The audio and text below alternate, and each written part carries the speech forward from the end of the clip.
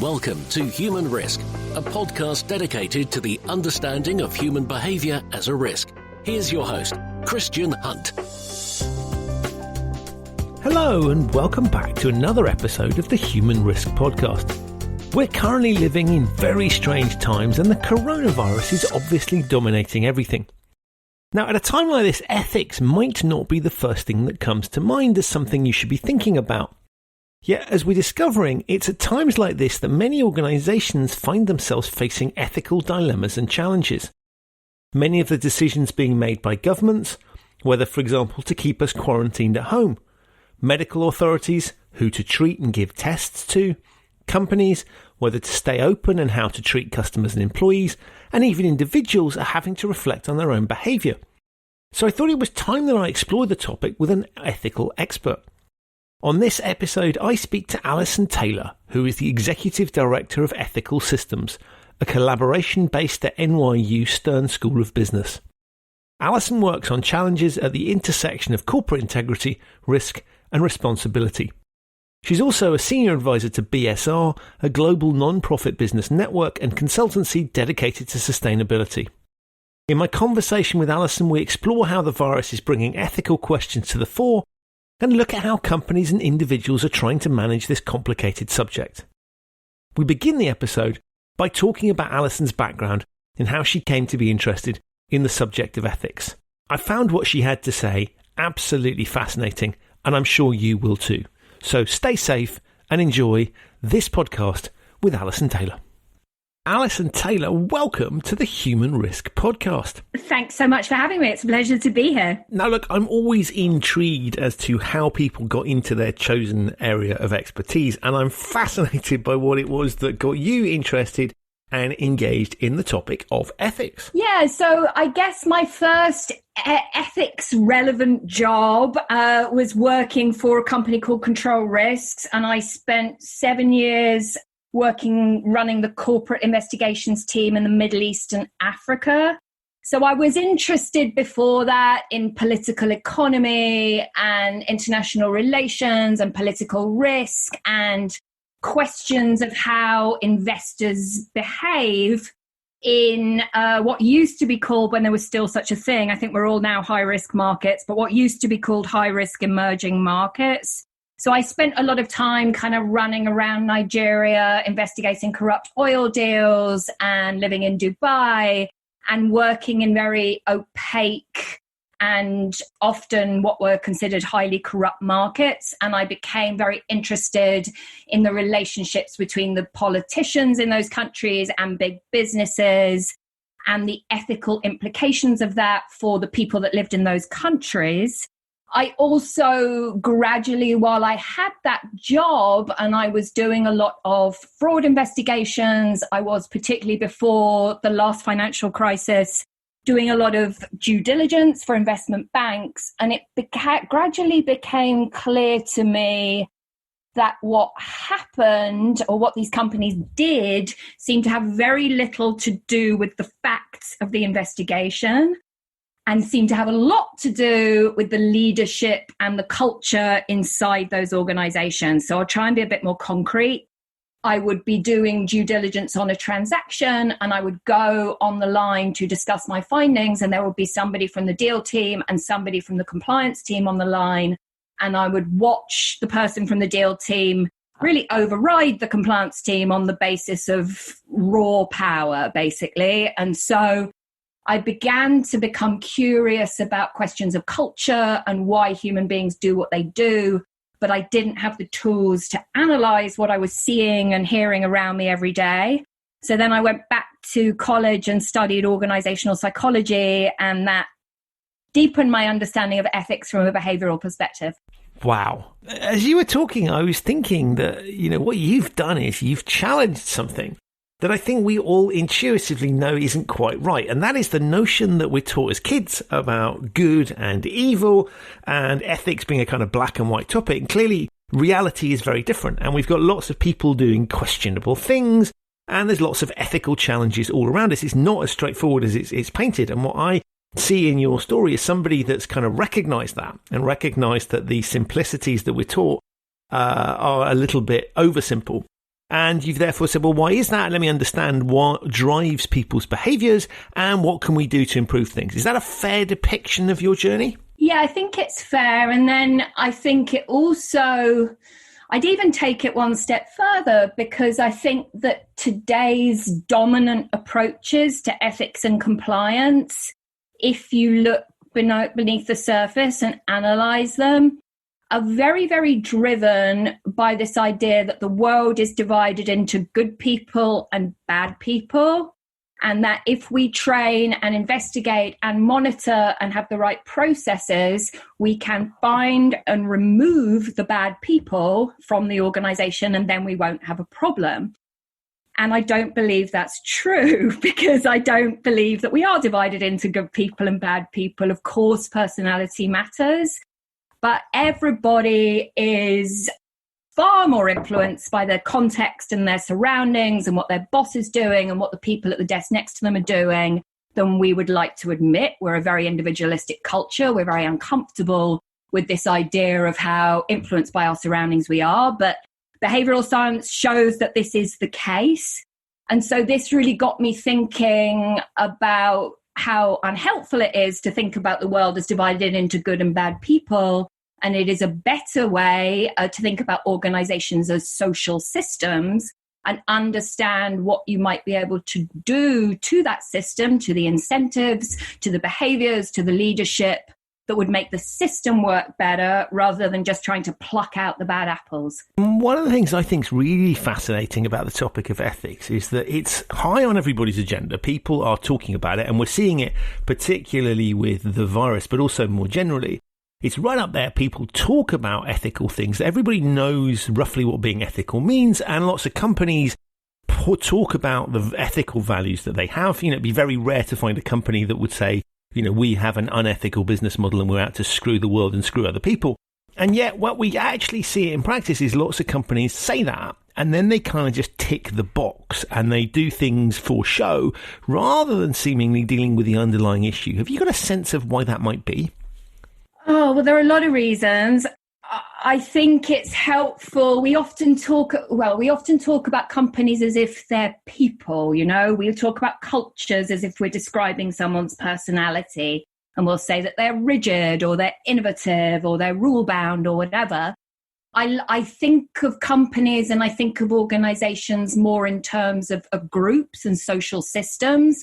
So there will be different interests within a system that are pushing for different outcomes and different sorts of influence. And if you think about it that way, I think it's a lot clearer why certain things work and why they don't, because we're not just talking about a company having one brain that can switch its brain in different directions. So that's one thing. We've got different groups competing for power. And then as an outcome of that, there has been, for a very long time, the dominant approach to ethics has been via the ethics and compliance team. And then the proxy for ethical behavior is legal behavior. So the compliance team is set up to deflect and manage regulatory risk, which is itself a Herculean task. Regulations are incredibly complex. They are becoming less and less internationally consistent, and they're evolving all the time. There is, though, and as I'm sure you'd agree, a very strong argument that what is legal and what is ethical are not entirely aligned. So in parallel with the growth of the ethics and compliance team, we've also seen efforts run by a team that might be called CSR or corporate citizenship or sustainability or something like that. And that function is designed to manage a company's voluntary commitments, so things like climate change and human rights and stuff like that.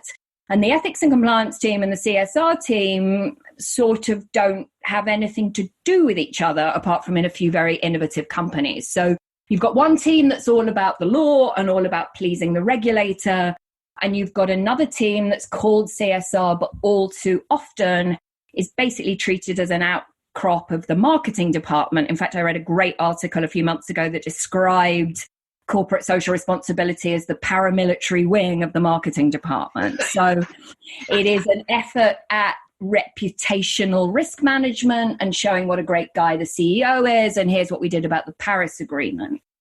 And then over in a different part of the company, you've got a government relations team, and their job is to lobby politicians to get lower taxes and get the outcomes that they want. And there are quite a few studies showing that very often what the CSR team is doing over in one part of the company is being comprehensively undermined by the team managing lobbying dollars in another part of the company.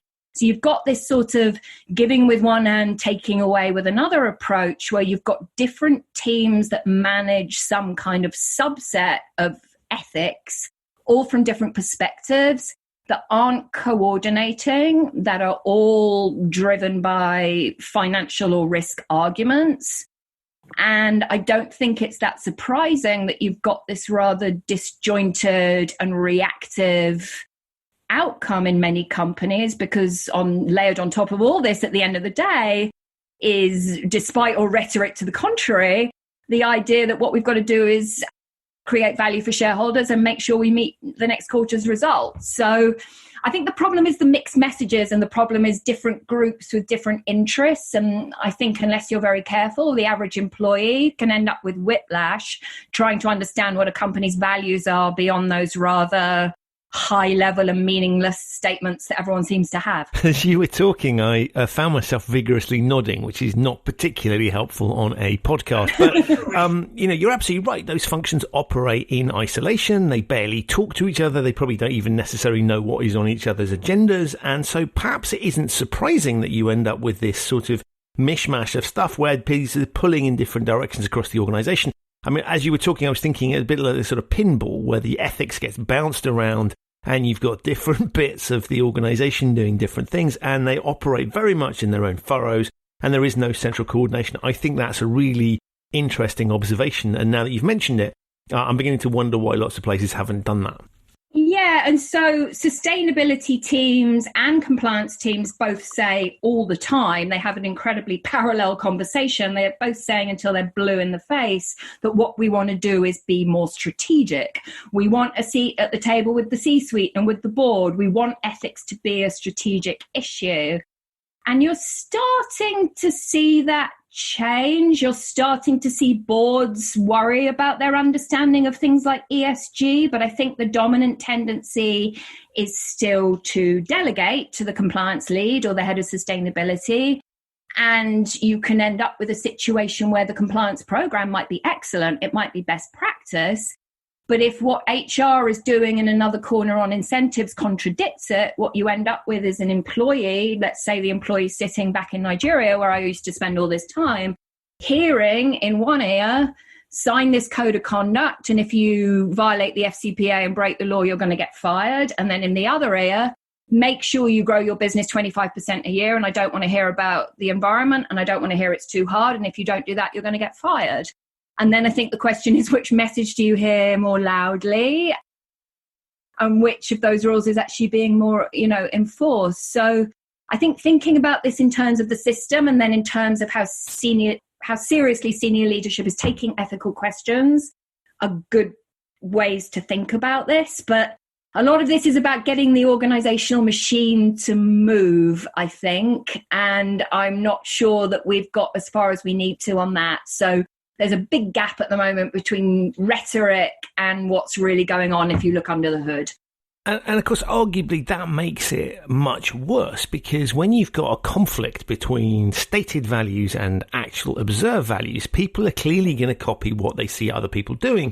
And that becomes much, much stronger. So I'd argue that it's not just a case of having tension between the two. You've actually got a much stronger behavioural pull towards the thing you don't want, rather than the thing you claim to want. Exactly. So when you start a new job, we all act, we design our compliance programs as if the first thing you do is read the code of conduct and memorize it and sign it, and that's how you figure out how to behave. That's not what happens. You start a new job, and at least until the virus, you showed up at your desk, and then you look at what the people around you are doing, you look at how your boss is behaving, and then you figure out the norms and you figure out the culture that way. So culture eats strategy for breakfast. It also eats the codes of conduct for breakfast. I mean, also, as you say, employees are incredibly attuned to hypocrisy. And I think the general public is more attuned to corporate hypocrisy than they ever have been, partly because of increases in transparency, partly because of employee leaks, partly because of employee activism, partly because of generational shifts. So it's much harder to get away with than it used to be sort of saying you care about climate change and then funding climate denying politicians on the back end.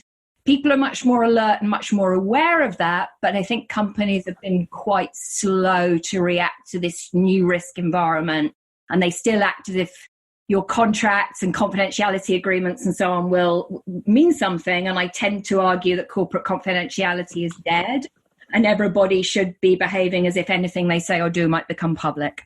And of course, there's something really interesting happening at the moment with the coronavirus, where ethics are at the top of the agenda and people are being assessed not so much on what they say, but actually on what they do. And it seems to me that this is probably the first time ever or in ages where we've really started to look at people's actions, and that's become important, and people's ethical positions are exposed for what they are, because every decision you make probably has some form of ethical component associated with it these days. Yeah, I think it's an amazing kind of real-time reckoning for responsible business going on.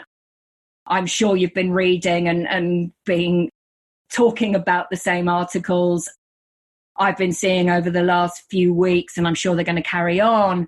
And you're really almost seeing this kind of stark divide entering between companies that are very consciously positioning themselves for the long term. They are trying to protect their employees. They're taking some costs on the chin. Maybe they're even providing healthcare. They're really putting a line in the sand that they are expecting their customers to remember when this is all over that they behave this way.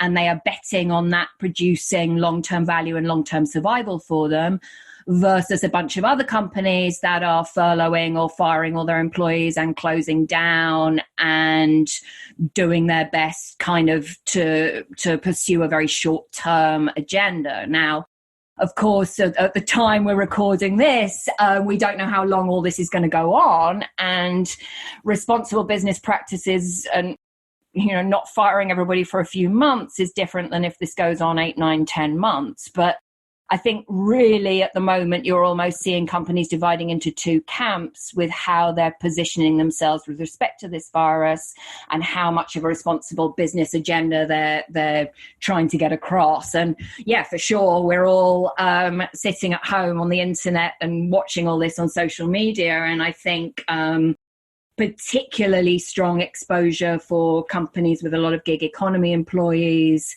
and companies who, have a lot of low paid workers, as well as obviously the restaurant industry and that kind of thing. It's interesting because you mentioned two categories of company. I actually think there's a third, which is the people that wait until they're required to do something and then try and claim ethical virtues. And, you can see loads of restaurants and other businesses that were forced to close and were open until the point of close, and they try and couch it as we were doing the right thing. And if I take my gym, for example, they kept open for as long as they possibly could. They repurposed the personal trainers to become cleaners. Not sure I particularly like that. But what happened was when they were finally forced to close is that they claimed that they were acting in an ethical manner, that they were there for their customers. When, of course, I know that the ethical thing that they should have done would be to close much earlier on, right? Take the hit and take the action. And what I find fascinating is that they close when they have to.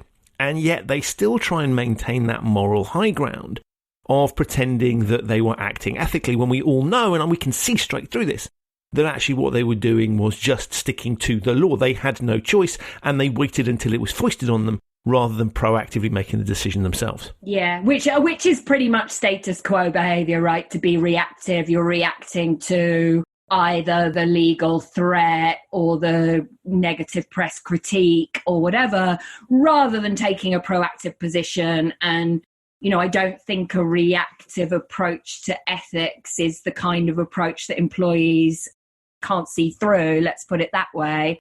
So I think we're back to this kind of question of mixed messaging and really, I'm sorry to say, hypocrisy. And I think that young people in particular, but everybody, are much better able to read and parse and dissect this kind of behavior than we ever were before. As you clearly have been with respect to your gym. One of the things that I think is interesting is that you've had a lot of regulators kind of trying to step into this space. So particularly, for example, financial services, they've come along and they have tried to legislate effectively for ethics. And of course, the challenges with that, which is they tend to be behind the curve. They don't necessarily have the best sense of what's ethical. They're trying to codify something that's not particularly codified. Do you think it's helpful to have regulators in this space, or is it kind of held things back? I mean, would we just be better off letting society do its own thing, or is it better to have some form of regulatory intervention? Ooh, good question. I mean, I'll say a few things that may not fully answer this, but it will give us some jumping off points to carry on the conversation. I mean, I think that regulators, well, particularly financial regulators in both the US and the UK, are very interested in culture. The Fed was going to have a conference on culture this May. I'm sure it's not going ahead now, but the FSA is also obviously very interested in culture. So I hesitate to say they haven't had a positive effect, but I think their interest in culture has itself sprung from an increasing realization that quote unquote best practice on compliance, and I'm just going to say it, doesn't actually work very well. There is a lot of evidence that if you set up these rather draconian processes, there's a very good paper called the Criminalization of Compliance that really shows this. These setup of compliance functions to sort of replicate white-collar crime structures and to turn the compliance officer into a prosecutor tend to have the opposite behavioral impacts than expected. So I like the interest in culture. I like the interest in behavior. I do think, however, that there are unintended consequences once you make something regulated, because companies tend to be very then laser focused on that regulatory risk. And you can see this if you look at the trajectory of corruption and you compare it to the trajectory of human rights. So human rights is, and this is now changing with human trafficking and everything else, but human rights is historically has been treated as soft law. So it is mostly voluntary commitments that companies have chosen to take on. So even though the modern version of the human rights field is older than the anti-corruption field, it is less mature inside companies, and there's certainly a lot less investment behind it. On the other hand, I think what we've seen, if we look at corruption, is because of the way the laws and the enforcement are structured, is that there is a laser focus on the bribery of government officials. That's what the FCPA deals with. It's also the focus of the Bribery Act, though I do recognize that has private-to-private bribery as well. But the weight is on kind of high-risk, quote-unquote, markets and the bribery of public officials. And so everybody has become obsessed with rules around bribery. And because we don't have laws particularly about nepotism and lobbying and influence peddling and that kind of thing, other sorts of corruption that are legal, we have ended up with this very partial and limited way of tackling corruption. And so I very often talk to people who are in the human rights field who would say, well, if only this was more regulated, then we'd get more power and attention. But what I think we're seeing now is trafficking is starting to become more regulated. And I wonder if where we end up is companies are obsessed with trafficking and Modern Slavery Act statements and are deprioritizing other sorts of human rights violations that aren't regulated. So the problem with regulation is everyone then becomes obsessed with meeting that regulation rather than the bigger, broader, contextual and ethical questions. And all of that chimes with my own experience around codification, where you take something that's a sort of nebulous set of principles. We all kind of know what the right thing is, but trying to codify that's incredibly difficult. And you end up with, depending on which side of the Atlantic you're on, nailing jelly or jello to a wall. Absolutely. And I tend to think of that as the distinction between ethics and compliance and then CSR/sustainability. So for all the issues that compliance and ethics teams have, it's pretty clear that what you are is the internal proxy for the regulator, and it's pretty clear what your remit is. Corporate social responsibility is everything to do with society and the environment that might be relevant to the company. So that's why it's this alphabet soup of jargon. That's why no one really understands what it is. No one really understands what issues are CSR issues and not. But if you think of that function's job as trying to capture and manage what the general public and, society and your other stakeholders care about, it can be seen as a way to forecast where the regulation or where the regulatory attention might go. So laws, of course, don't just spring fully formed from nowhere, but they're driven by politicians and societal concerns. So things that start out as CSR issues can become ethics and compliance issues. And that's one of the strongest arguments I make to why ethics and compliance officers should care about sustainability and voluntary efforts, because you might be able to see what's coming down the pipe if you do that. And it seems to me that this topic is moving much more quickly than it ever was before. I know the virus is permeating everything and kind of messing with our sense of time. But it does seem to me that technology, for example, is making this move much more quickly, partly because you give voices to people that haven't previously got voices. There's greater transparency. We can see much more of what is going on, and therefore there's greater scrutiny. Is that fair? Is it moving more quickly, or is that just my sense? It might be my perception too, and it might just be the sign that we're both getting old and time is moving more fast. But I do think it's got faster more seriously. I'm obviously closer to the American context, but what you've seen during the Trump presidency is business really leaping forward to take positions on social and political issues, whether that's immigration, climate change, gun control, women's rights, like stuff that used to be thought of as policy issues. Business now feels quite happy to weigh in and take positions. So we've also seen in parallel that started off being quite a top-down effort. It was the CEO talking about the issues he cared about.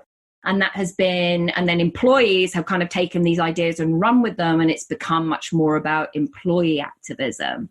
So I think that's one dynamic, is employees have different values. They care a lot more about the values of their organizations, and they are very happy to put in place bottom-up pressure. I think the other thing that I think is really relevant is we're in an era of popular protest. You won't notice this for a while because everybody's locked up in their houses, but there was a forecast at the beginning of 2020 saying that 40% of countries would be affected by popular protest this year. Now, just because we can't be out yelling on the streets doesn't mean we aren't angry.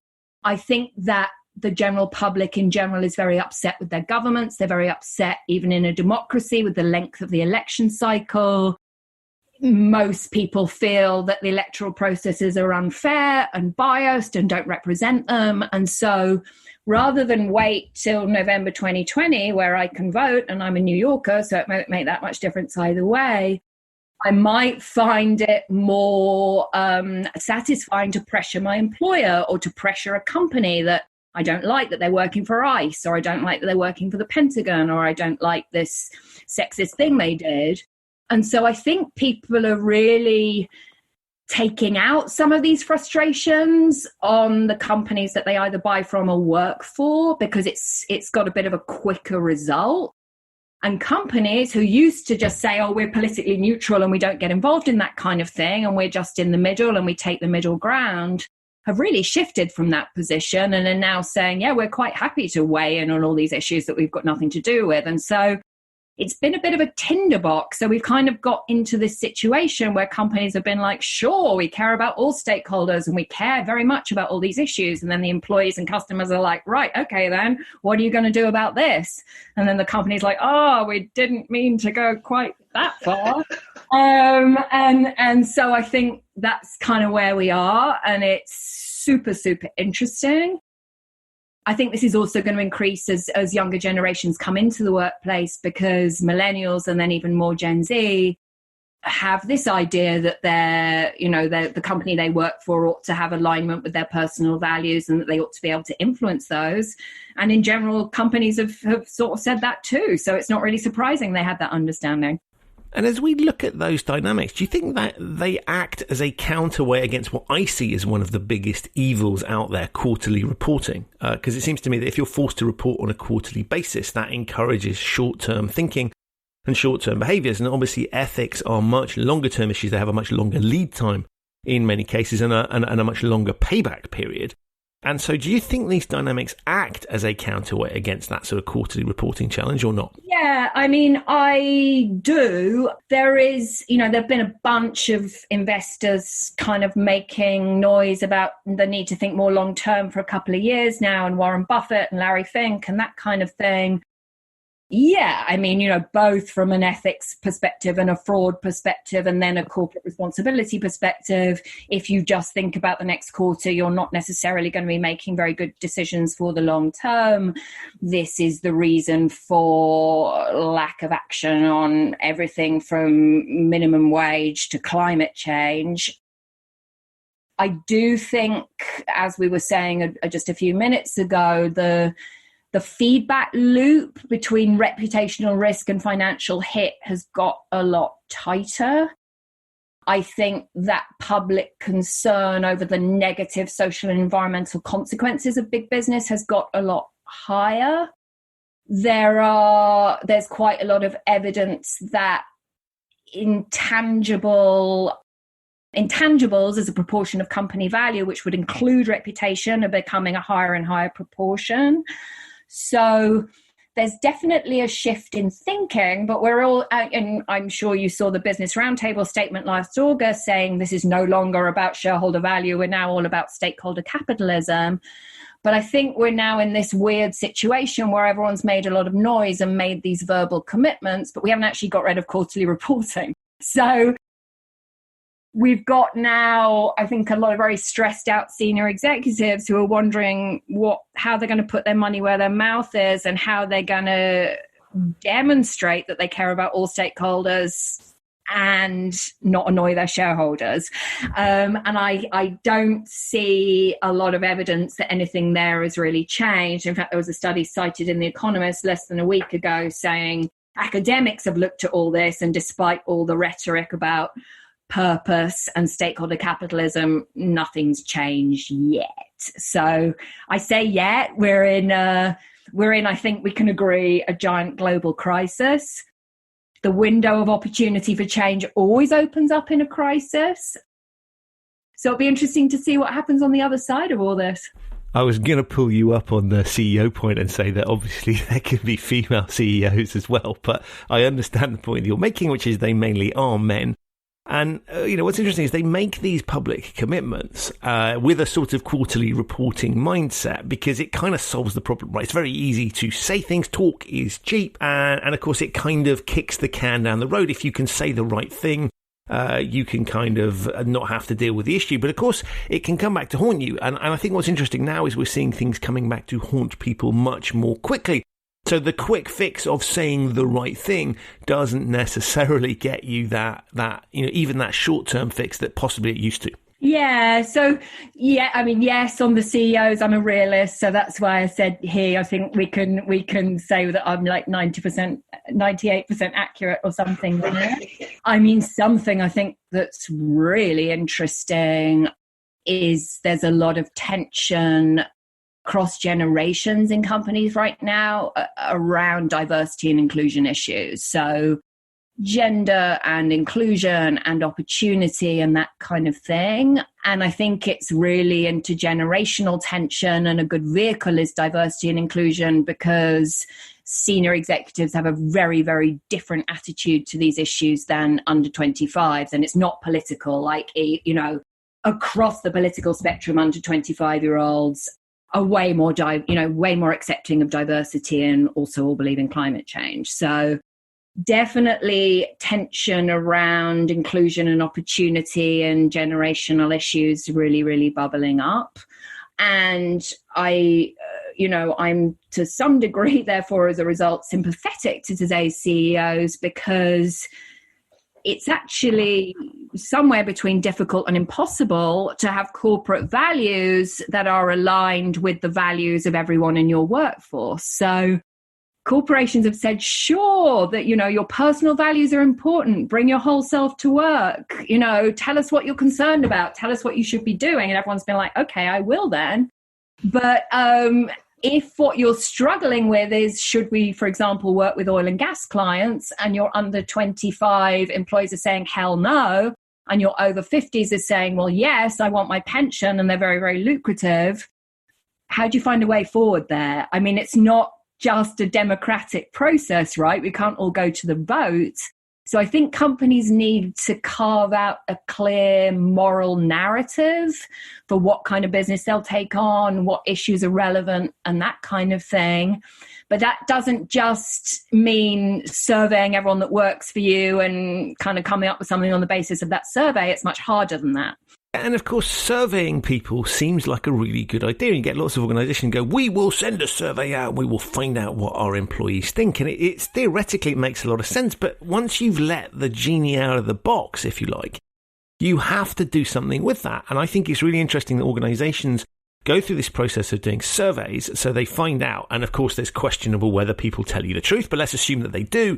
You have to do something with that. And I think many organisations don't. And that probably makes things worse because you've asked for their opinions and then you're not doing anything with it. And of course, there's going to be some challenges there because the breadth of organisations, particularly those that are more diverse, and particularly as we get a broader range of people in the workplace, you're going to find that there are conflicts and challenges there which are probably not resolvable. And so this idea that if you just ask everybody it's going to be fine is quite dangerous, I think. And a lot of companies don't necessarily think that through before launching on a survey, which feels like a simple solution, but actually is quite dangerous. And, it's not like it's a democratic organisation. You've got a company that is run on a command and control structure. It's not a kibbutz. Absolutely. So at the top, you've got what a colleague of mine called Paul Miller calls the boomer blockade. So the boomers aren't retiring. There's a lot of very frustrated Gen X and millennials, and we want to be in charge. And there's a big layer of people in between us. And then the other end, you've got young people who are very, very much more kind of moralistic and values driven than earlier generations for very good and understandable reasons, entering the workplace and having the understanding that they ought to be able to refuse to work for certain clients and they don't particularly want to be told what to do by a bunch of old people.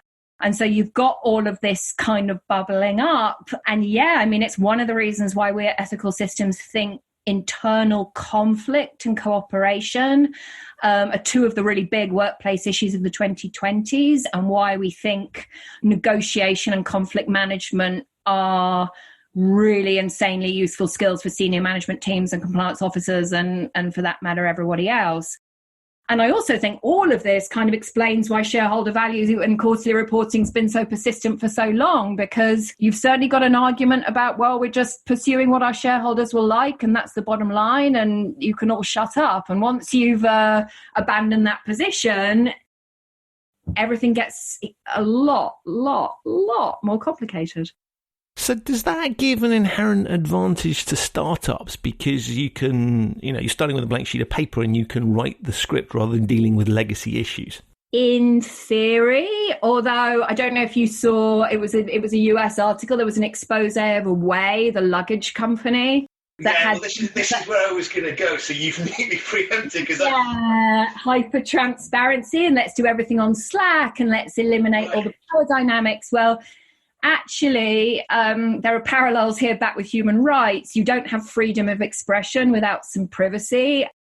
And hyper-transparency doesn't, in fact, reduce power dynamics. It can exacerbate them. It can exacerbate bullying. So I think some startups, yes, have the opportunity to set culture from the start. And of course, we can just look at someone like Facebook.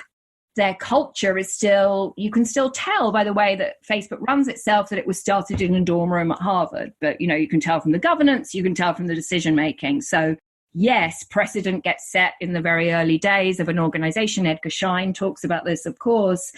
But then a lot of startups, they're trying to grow, or they're trying to seek funding, or they're trying to get attention. It's rush, rush, rush. Everybody's working 90 hours a week.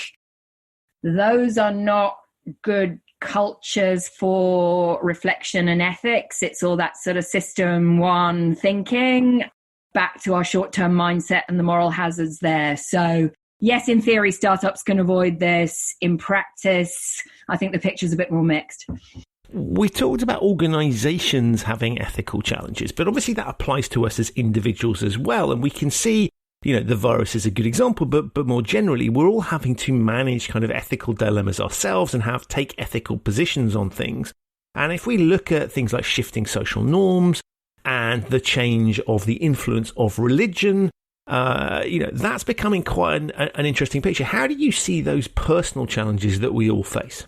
Yeah, well, I mean, I guess I go back to this idea of I don't believe in good and bad people. And this is where, of course, the behavioral ethics field has a lot to tell us about slowing down and reflecting and being humble about our own moral limitations. So enormous amounts of incredibly useful literature about that. But yeah, we tend to overestimate. We all think we're better than average drivers, right? We all think we're more than averagely ethical. And so that's why I think this good guys versus bad guys framing for compliance is so problematic. The other thing that's obviously going on here that you kind of touched on with talking about personal values is everything that we've been discussing has happened in the context of massively increasing political polarization. So this is the case absolutely in the US.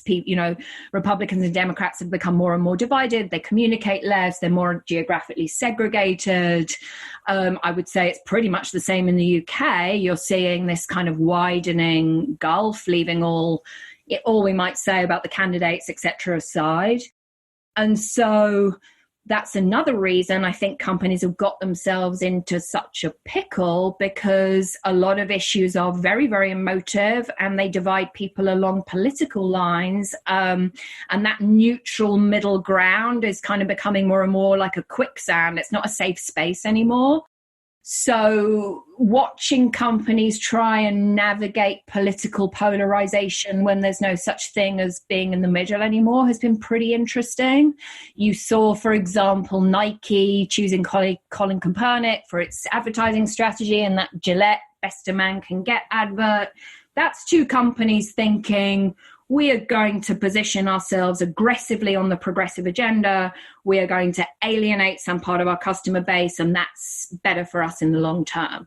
But then you see other companies like kind of Target is a really good example, who had the transgender bathroom ban and sort of went ahead with transgender bathrooms and had a lot of backlash there. So if you're trying to serve companies across the spectrum, then I think you're in a really, really difficult position on some of these issues. And that's part of what's going on here too. And I think it's very, very difficult. It's also, you can see this showing up, for example, at Google with the James Damore memo that kind of blew up into a fight between right-wing and left-wing Google employees. So by going into this territory again, we've kind of opened ourselves up to a lot of conflict and a lot of debate and a lot of mirroring what's going on in wider society inside organizations, which I'm not sure is that conducive with everyone getting on with their work.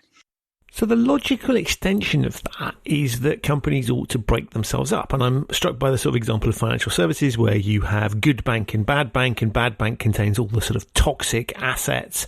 And so the theory you could push here would be to say, look, organizations ought to split themselves up. So oil company ought to become ethical, kind of solar forward-looking company, and then unethical, traditional. And you'd split those two things up, and that would then avoid this kind of inner conflict of doing one side of the ethical equation and the other at the same time. Begs the question, of course, who the hell would buy into the unethical oil company? But that would be a sort of logical way of dealing with this piece, because otherwise you've got these inherent contradictions. Yeah, and I think no one's that impressed by the ethical oil company. We're trying to move into solar. So I think that's the line that a lot of, especially the European oil companies, is trying to walk. One of the problems, and this there are parallels in a lot of industries here, is that any move the oil sector takes right now is incredibly high risk. Like, they are either jeopardizing their quarterly results or they're jeopardizing their long-term existence. The market arguably is going to punish you either way. So I think some really kind of big dilemmas. And I think, again, most people are sort of trying to play both ends against the middle and hedge. So in the banking industry, you'll see parallels, which are that most banks are really touting their green financing commitments. You know, we invested 4 billion in green energy, blah, blah, blah. And then they very carefully don't mention that they're still quite happy to do corporate finance for large oil and gas. So all that funding is undermining their 400 billion for green energy. And it's the same idea that we'll kind of play both ends against the middle and see what pans out.